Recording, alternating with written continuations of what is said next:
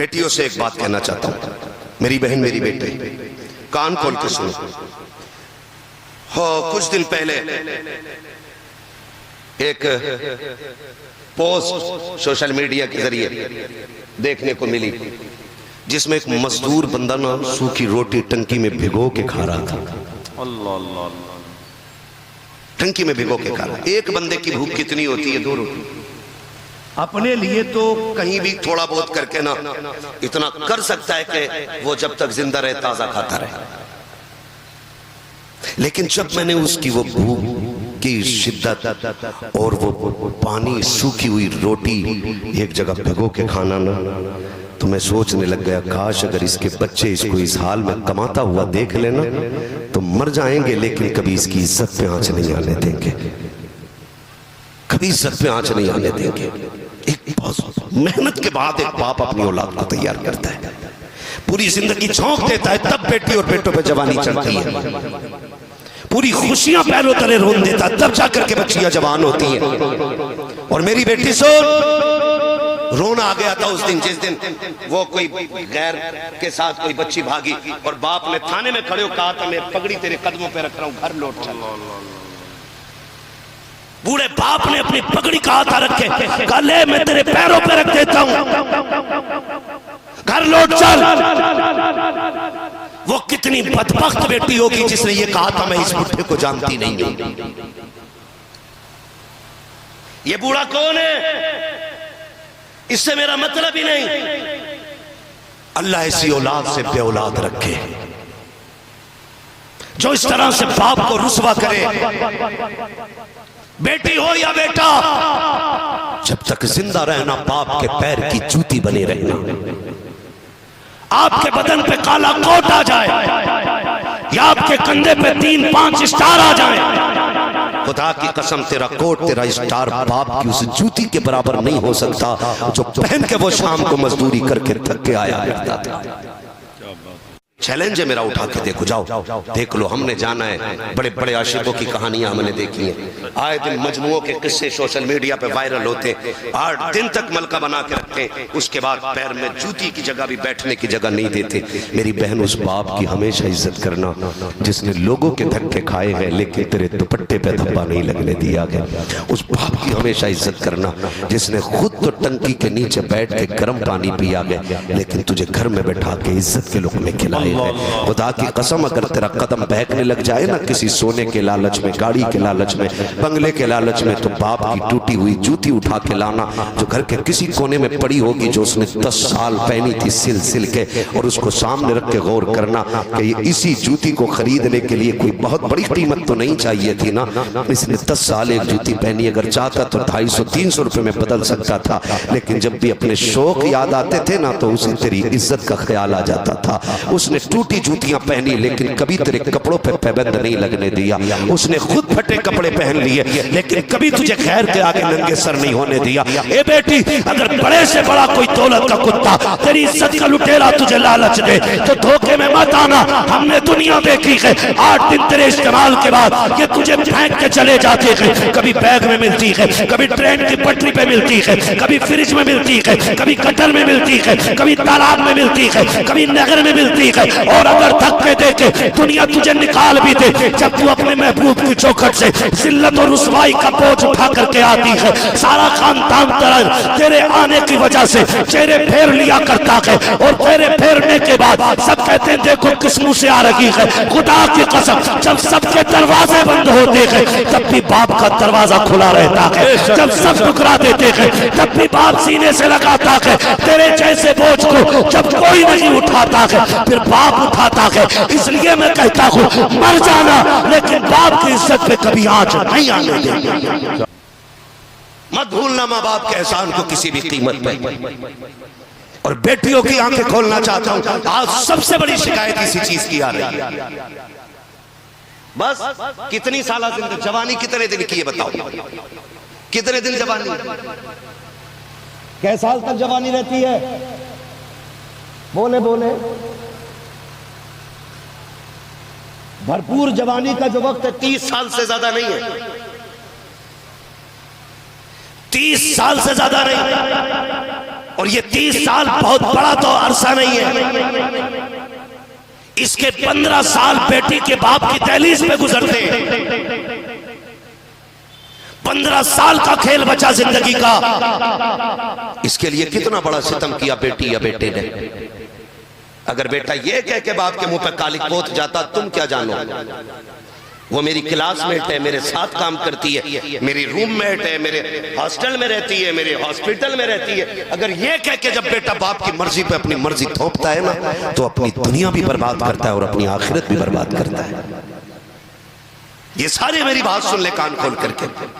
माँ बाप का आखिरी सिर्फ एक तमन्ना होती है कि शादी अपनी मर्जी से करेंगे। बेशक बेशक सच है। बेटों से कहूंगा खुदारा कम से कम बाप की आखिरी खुशी का यह हक न छीनना, वरना उनका यह हक छीन करके फिर तुम उन्हें सोने में तोल भी दोगे ना, तो ये कांटा कभी बाप के दिल से निकलने वाला नहीं है।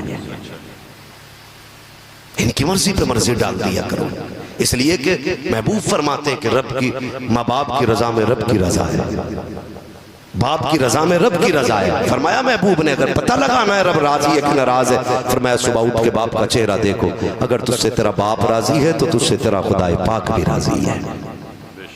माँ बाप की रजा सबसे ज्यादा लाजिम है, और इसे हर हाल में मजबूती से पकड़े रहना। बंटवारों में कई बार माँ बाप भी बटे हैं, और इतने बड़े बड़े भी बंटवारे हुए हैं कि जिसने माँ ली है उसे दौलत नहीं मिली है, जिसने माँ बाप लिए हैं उसे जायदाद नहीं मिली है, लेकिन फिर भी अल्लाह ने जिसने माँ बाप लिए उसको सबसे बड़ा अमीर बनाया है। इसलिए माँ बाप को कभी मत छोड़ना। और बेटियों, आखिरी तंबी आपके लिए, अल्लाह करे ये बात आपके जहन में उतर जाए, बाप का कितना बड़ा एहसान है। आज भी जब बेटी पैदा होती है ना, तो लोगों के मुंह उतर जाते हैं। उतरते हैं कि नहीं? कई बार तो लड्डू वाले का फोन आता, मीठा कब लेके जाओगे? हाँ, सही है, तेरा आग लगे तेरे मीठे में।